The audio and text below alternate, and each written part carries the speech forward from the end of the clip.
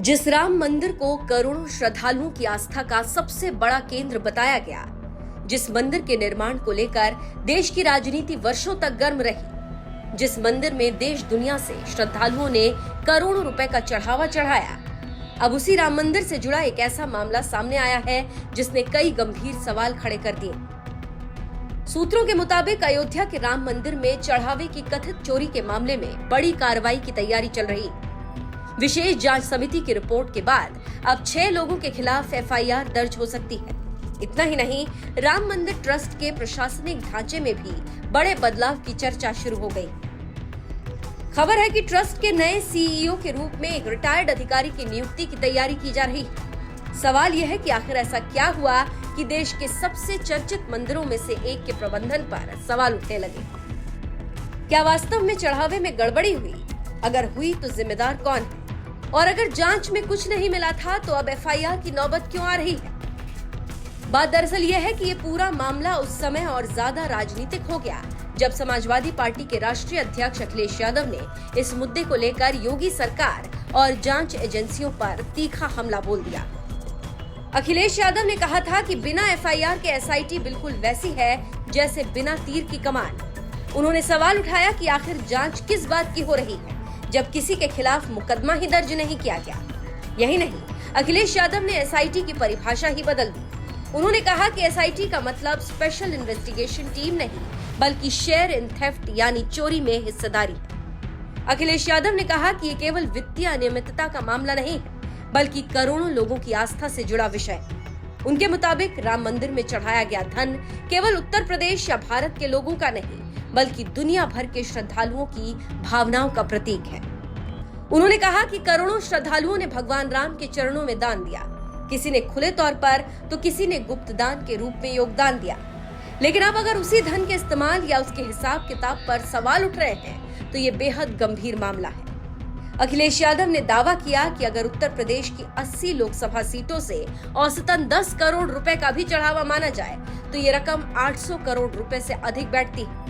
इसके अलावा विदेशों से भी भारी मात्रा में दान आया है।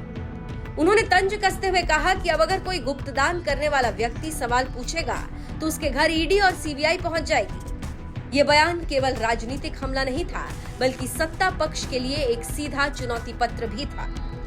अब सूत्रों के हवाले से जो जानकारी सामने आ रही है उसने इस विवाद को और गंभीर बना दिया। खबर है कि विशेष जांच समिति ने अपनी जांच पूरी कर ली और कुछ अधिकारियों तथा कर्मचारियों की भूमिका पर सवाल उठाए गए।